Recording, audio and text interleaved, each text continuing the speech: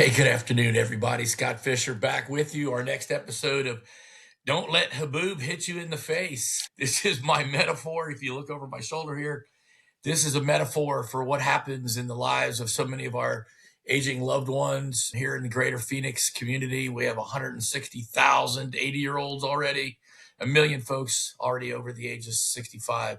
We have a top heavy aging community. And for so many, there are things going on in people's lives that are real. Sometimes they're very subtle, sometimes they're quite noticeable.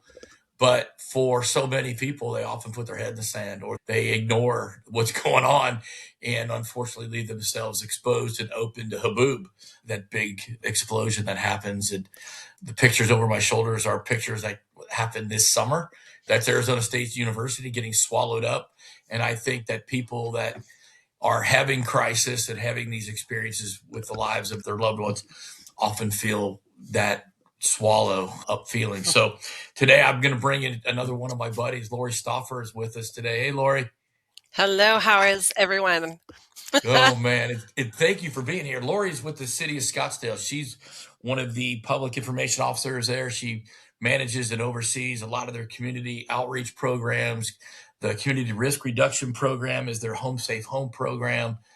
Lori, you told me a number. I think it's pretty, tell me if I'm wrong, that the city will pick up or touch about 5,000 individuals this year in their homes or in their place of residence that are just responses to need. And you guys, as an agency, go out and touch those people. Did I Well, get that right? so let me get it even more specific. So the 5,000 calls that you reference are Yeah. just falls. We get Just false. 43,000 calls a year now, and 5,000 of those are falls. That's just falls. That's 125 fall calls a week. Oh my gosh. Yeah, we do a Well, lot. thank you and you're Scottsdale. You're not, I mean, that's just Scottsdale, not Chandler, not Mhm. Phoenix. Insane. Yeah. Wow. Wow. This Wow. is Wow. this is a huge problem across the country. But in our community and in our area, we're very desirable. Scottsdale definitely is, but the Metro Phoenix area is because of the warmth that we have.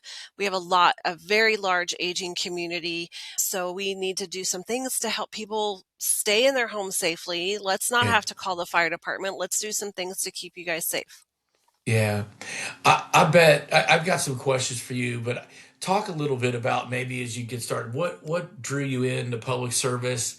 How did you land at the city? You've told me that story, but share with our audience how you got here and why this is such a passion for you. Well, it's one of those winding roads. I actually went to school for journalism, so I worked at a newspaper for about 5 years. Moved out here, worked at a company and learned about how to do websites and training and designing documents, and then I moved to Phoenix Children's Hospital.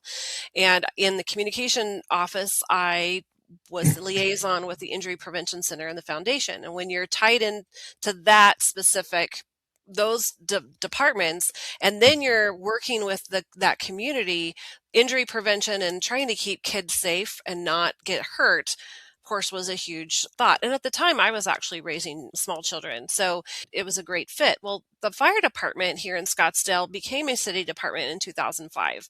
Prior to that, Rural Metro provided their Oh, service, Metro. but we became a city department in 2005. So we're just a little more than 20 years old now, and I got to be on in the ground floor charter member, and I have been in this community relations realm here at the fire department for since the beginning. I focused a lot on kids because that was my knowledge point at the beginning, but as you know, as people left and my responsibilities grew, the Home Safe Home program came to me and we said, okay, how can we do this better?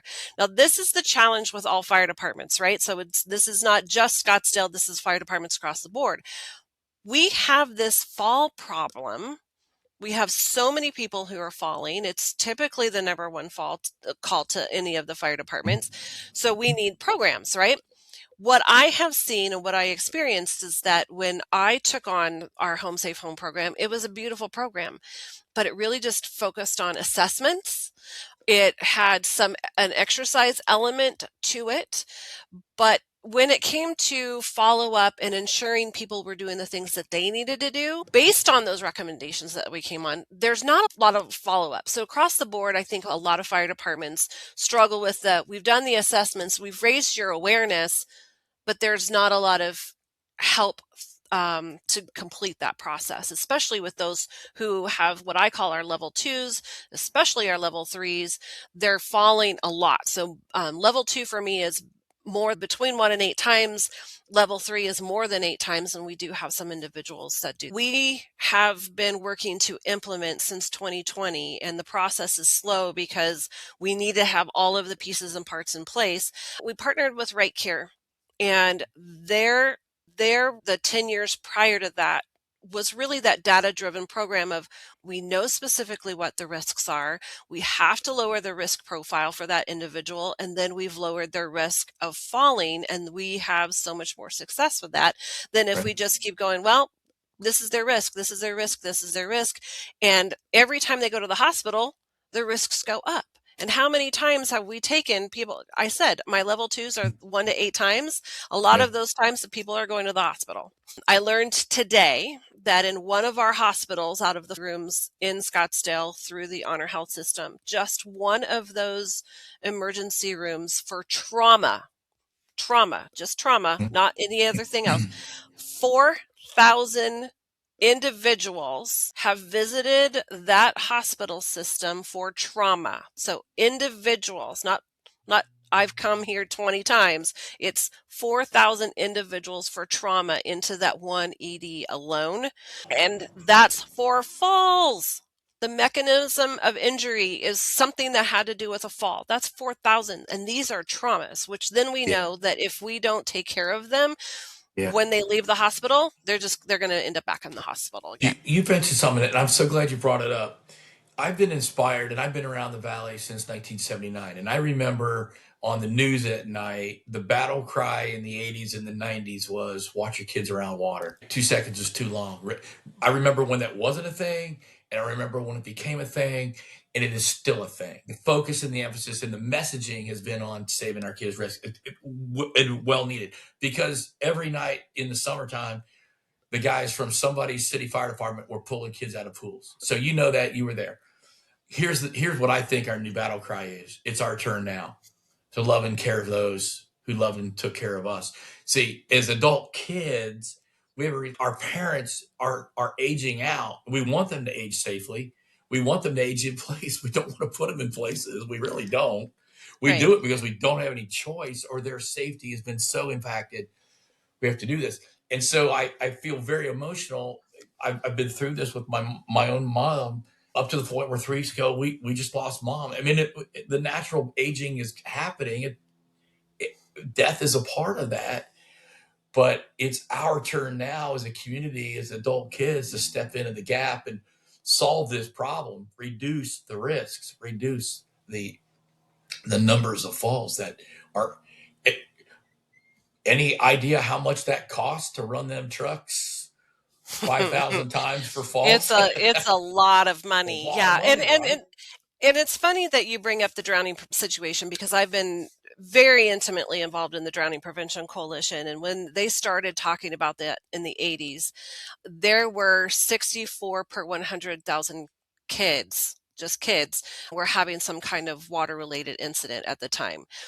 It is now, 35 years later about. So Yeah. we know, or maybe up to 40 at this point, that we know that we're down most years. Last year was a tough year. Most years we're about at 8 per 100,000, and our population has exploded.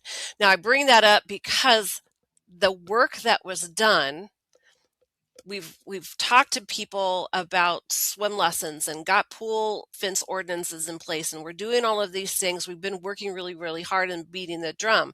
We, as I agree with you, need to be doing that now for our older adults, that many of the falls are preventable. We can Mhm. give these folks quality of life as they age, recognizing that the body does change. We will have to change. We live our life just because our bodies are not working the way that it did. We're Yeah. never going to be back to that 20-year-old magnificent body that we all functioned around. I'm not as good as I once was. So we know that people fail. It's not, and there are, yes, I don't want any hate from anybody that says, Yeah, listen, I climb Camelback every day yeah, and I'm yeah. 87. Good for you. That's so cool. But not everybody is Not doing that, everybody and they does. didn't prep that. And quick little aside there, my dad was extremely active. He hiked on a regular basis, skinny little dude. He just loved it. I'm telling you, he started to experience some pain that kept him not as active. Then 2020 exacerbated that because they weren't able to get out and about. They were. His muscles atrophied. He passed in 2022. Yeah, 2022. So in 2 years, he went from active adult to, where we don't want to end up Yeah, when we can be extending our life at least more safely. And it is funny because he was falling, and so I would wring my hands. I'm like, this is what I do for a living, and I'm still struggling with this. So kids, we know that you are challenged with this. We know that you want your parents to be aging safely. Parents, we know you want to be aging safely at home, but we've got some things that we need to address. And some of those yeah, are going to be those tripping and falling hazards, and addressing some of that body changing that's going on. yeah. We have to understand it and accept. I was having a conversation with a gal this past week on her podcast about the challenges that are as adults. I guess it's across the board, really have at accepting those new realities and those new changes, and we personalize it in as if it's something wrong with us. There's a shame kind Mhm. of attached to that aging and failure. And man, I talk to people all the time about we have to change the narrative. We changed it with the kids thing. We made an impact. Look at the numbers. There's more to pick from, and numbers have still gone down. And I know I got buddies of mine that are on this Arizona Falls Prevention Coalition. We have a mutual friend, I think, that's a Phoenix firefighter that's been a big player and all that. And he goes, we've not reduced falls one iota. And we've been meeting for a dozen years over there at the state. And so it's now time, I think, with this right care methodology that we're introducing in the city of Scottsdale, we're proud to be a part of that team to implement those assessments and prescriptive strategies to reduce that scores, reduce those risks, give people better quality of life, reduce burden of care, right? Those things that are so fundamental to people's success and safety at home. And there are even some really simple things that even we can talk about today that if they implement some of those simple ones. But bottom Yeah. line is, we know that there's 144 specific risks. We know that there are things that people change to reduce the potential that the next fall is their last fall. Yeah, because it's real. The numbers in the EDs, as you just said, are bearing it out. So it's not just fall and get me up, it's fall and big problems. Haboob is happening. Yeah, Um, absolutely. I imagine you, if I asked you this question, said, I wish more people would. You would have an answer or something to fill in the blank with that. I wish more people would do. My challenge is I never have just one answer. You go right ahead and take the time. But the big one is, the first thing is accept that our bodies are changing and that we need to start thinking about it now. One of the things that I learned at a community risk reduction conference in November was we need, in our 40s and 50s and 60s, we need to keep our strength in our muscles. We've got to keep our muscles. And the big thing is, we start falling at age 50. That can be life changing. I know I make my chiropractor very happy with all of the money that I pay the practice in trying to fix some things that happened because of some falls that I've had. So we have to start doing, let's do 10 squats a day. 10 squats. And that for older adults can be stand up, sit down from a chair or a sofa. Yep, Let's yep, work those leg muscles, because it's the leg muscles that are going to keep us. You can be strong up here, but man, if you don't have strong legs, you're not going to be yep, able to do it. They also yep. recommend that doing 10 lunges, both left and right, just keeping that muscle tone. So understanding that we can stave off some of the challenges with falls if we kept our muscles stronger, and addressing those. So we have to recognize that we shouldn't wait until we're 75 to Yeah, start addressing these things. I think that's yeah, probably the biggest one. We have to yeah, start looking at it now in our 50s and 60s so we can go, hey, how do I reduce my risk? It was interesting when we first started talking about this program that we do have a lot of people who have fallen, but we were also visiting folks who their risks were really low. And the conversation I was having with the person was, why are we going on this? And this person, they're getting ready to go to their yoga class after our visit. Because they're being proactive, and that's what we want. We want to say, hey, here are the things that you need to think about as you're getting older. You need to think about these throw rugs. You need to think about all of these different little elements in fall prevention, and that when you start to struggle with this, we need to get the grab bars in there. And any that any kind of injury, particularly back injury, should think about putting grab bars in their bathroom for their toilets.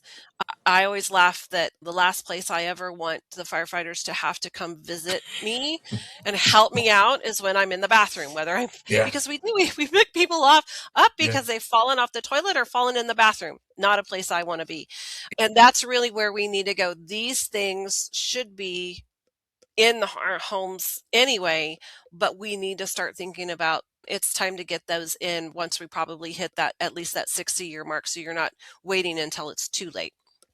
Well, bravo to Scottsdale and for you to see that right care methodology in the program could really make an impact in Scottsdale.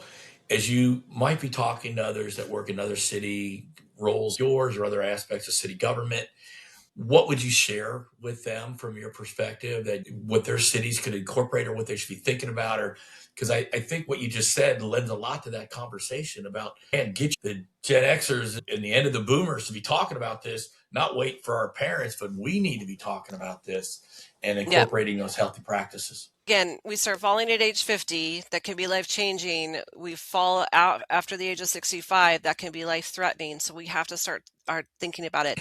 And we also have to know that it's not just the grab bar that's going to change us. You could have a person who, for instance, has Parkinson's sitting next to a person who has Parkinson's, and their struggles are not going to be identical. So we also have to really go, okay, what's that risk profile? What does that look like? We need to come in and really look at your individual situation so that we can address those specific things so we can get your score down. It's the same as if we were helping you with your car seat. We don't just say, oh, every car seat in every car is exactly the same. Never. Come work with me on a Saturday and I will show you how all of them are different. Even if it's the same car seat, it's different in this other changed car. So we really need to look at what it is that we can do as far as the falls. Now, when talking with other departments or other governmental entities, number one, you need to have your partners in place. So I super appreciate you, Scott, and the things that you are bringing to the table with your team, because it's not just identifying the problems, we have to fix them. And that will take a team, which is one of the reasons why I said we've been talking about this since 2020. This is one of the first times that RICARE is working with a fire department directly. They've been working in faith communities. Faith community is going to be a partner at the table, but we also have to talk about home health. We have to have our hospitals on the table or at the table. So all of those people need to be there, and they need to agree that the case management of these individuals of this so that we can protect them. It's amazing to see that people think they're doing the right thing, those residents that we're helping, but nobody has actually really taken the time to look at, oh my gosh, you're freezing with your walker. Let's get you in your wheelchair. Let me see you get from your wheelchair to your walker on your own because your wife's not home. That's a scary proposition. So we have to have all of these people in place so that individual still has their dignity. They're not falling. They're not potentially causing life-threatening injuries to themselves, and their quality of life is better, and their caregivers have a Yeah. higher quality of life as well. We were out, my wife and I were scoring two individuals, husband and wife, in Scottsdale, living at home, different health issues, both of them. They scored low enough to stay safely at home. The things that we identified were clearly going to continue to be more problematic, and they were going to be adding more risks in the short run. And it gives us data to go back and talk to them specifically about these are the things we can manage to reduce now to get your numbers even lower, or these are the things that you may not see as problematic. Most of these guys build these beautiful bathrooms and they have glass enclosures everywhere, and they want to put a shower chair in them, and then the shower chair isn't really supported right, and they have big accidents. You said buck naked with the water going everywhere, and they're on the ground, and they may be there for 2 days in their shower, and they can't reach, and glass is broken, and you just go, there's some real problems with this. Was designed for a healthy 40-year-old, not for a 75-year-old lady that has neurological disease or a husband who has advancing dementia. I mean, this is not. So our next project is to launch a chapter of the National Aging in Place Council. So work with our Right Care mission. And that's a national organization, Lori, coming to Phoenix now, called the National Aging in Place Council, a nonprofit entity to go out and continue to elevate the conversation nationwide. And I'm going to be chairing that group coming to Phoenix in February. So more to come. I'll be letting that. So Scottsdale residents can know where they can get, again, additional trusted, vetted resources that are. Well, and I'm telling you, that story that you just shared is repeated over and over again. And these are in homes a lot of times, because that's one of the things that people get confused about. I visited a home in North Scottsdale, and you were absolutely right. It was designed for a healthy 40-year-old and not to these two people who could not get around without their walker. And they had step after step up and down and in and out, because it reflected the elevation of the beautiful mountain that it was. And the challenge that we're all going to face in this arena of those who are trying to help is that getting the folks to accept the help, that recognizing they have to recognize that they're at a risk. Because this lady was explaining to me how she would take a shower and she would use the soap dispenser to help her get up and down. And they think the towel bar, think the towel bar is as good as the grab bar. The towel bar just comes right off the drywall when you put it on. And it's really scary. It's really scary. And emergency response is there to help you when you have gotten yourself into a situation that is just not healthy for you in that moment. But we also have more ways to care for you through engineering, again, with grab bars, et cetera, through, understanding medical condition and what kind of meds are you on and what are the things that maybe we can adjust, and really getting the folks to understand that you don't have to fall. We are all eventually going to move on to the next plane, but let's not do it faster than we need to. Right. Amen to that.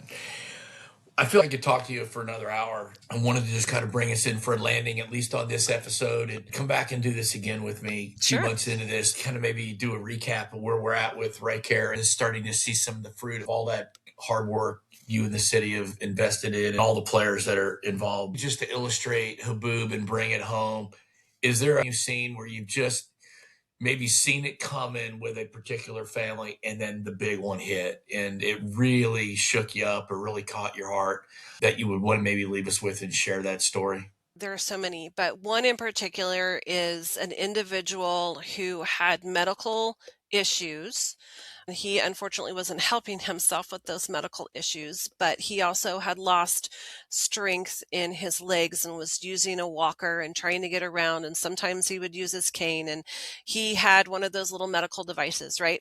So he would call 911. He also called 911 to help him move from one chair to another, maybe to help feed his dog. And so I had to go out there and meet with him and say, sir, we need to figure out how we can help reduce your calls to 911. There are ways that we can do that. He goes, well, I don't call 911. And I said, I'm sorry, what?